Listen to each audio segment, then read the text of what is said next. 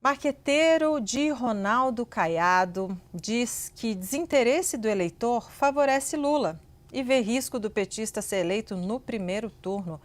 Pedro Venceslau, que história é essa? Conta pra gente, porque a gente sabe que esse marqueteiro com o qual você conversou, ele é muito bom de aposta, né? Ele tem uma leitura muito boa. Conta pra gente o que o leva a crer nisso. Olha, nós estamos falando de Paulo Vasconcelos, marqueteiro que já comandou campanhas nacionais, campanhas locais, ele que é de Minas Gerais, está comandando a pré-campanha e vai comandar a campanha do Ronaldo Caiado. Eu liguei para ele para saber como ele estava avaliando essa estagnação nas pesquisas de intenção de voto do candidato dele, o Ronaldo Caiado, e também dos demais candidatos na disputa. Há uma certa monotonia, as pesquisas apontam que apesar das crises de um lado e do outro lado, ou seja, de Flávio e de Lula, os dois seguem liderando com uma distância muito grande dos demais adversários. Ele falou o seguinte, basicamente, o eleitor vai virar essa chave, como nós sabemos, depois da Copa do Mundo. Ele acredita que as pesquisas podem mudar um pouco depois que o horário eleitoral na televisão começar. Mas ainda assim, o Ronaldo Caiado não tem o mesmo tanto de tempo de televisão que Flávio Bolsonaro e Lula. Ele calcula que o ex-governador de Goiás vai ter entre 3 e 4 inserções por dia. Essas inserções são aqueles comerciais de 30 segundos. E aí o eleitor vai começar a levar a eleição para a mesa do bar. Por enquanto, quem está na mesa do bar é a Copa do Mundo. E aí ele avalia que existe nesse momento, apesar do debate acontecer entre jornalistas, na imprensa, uma apatia do eleitorado. O eleitorado está desinteressado pela eleição e essa apatia, na visão de Paulo Vasconcelos, favorece o presidente Luiz Inácio Lula da Silva, que é o incumbente, que é quem está no cargo nesse momento.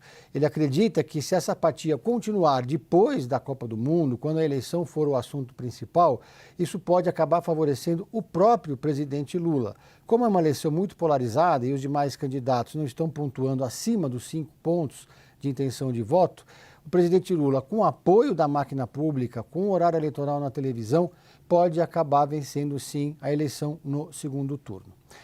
Outros aliados de Ronaldo Caiado, porém, fazem uma leitura um pouco mais otimista. Eles acreditam que novos escândalos ou novas revelações podem atingir a campanha de Flávio Bolsonaro.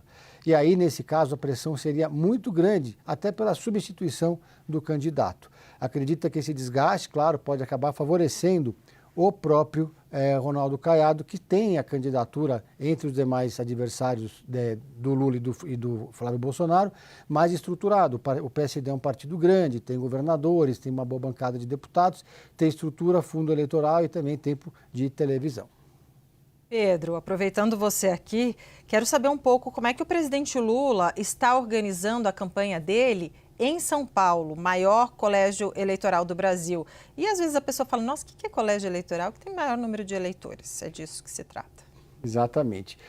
Eu contei aqui já no 360 que o advogado Marco Aurélio Carvalho assumiu a coordenação da campanha do presidente Lula em São Paulo.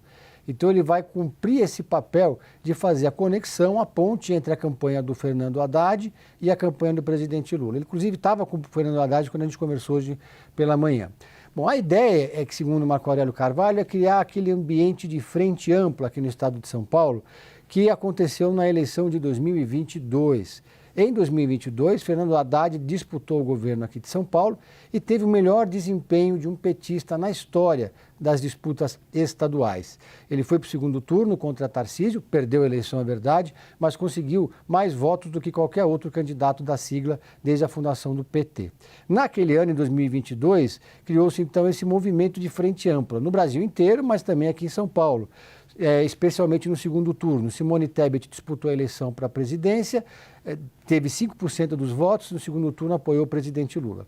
Agora, o presidente Lula e o Fernando Haddad têm no mesmo palanque uma constelação de lideranças progressistas, não necessariamente de histórico petista ou do próprio Partido dos Trabalhadores. Então, a Simone Tebet, na leitura do Marco Aurélio Carvalho, ela consegue dialogar e se conectar com essa audiência do interior do estado de São Paulo, mais resistente ao PT, mais resistente ao presidente Lula e onde o agronegócio é muito forte. Simone Tebet veio do Mato Grosso do Sul, mudou o título eleitoral dela, foi senadora pelo estado.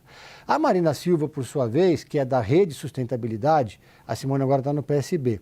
Ela tem mais dificuldade no interior do estado, com a questão do agronegócio, mas tem uma força muito grande na capital e na grande São Paulo. As duas têm um recall muito grande e as duas representam um pouco essa ideia de frente ampla.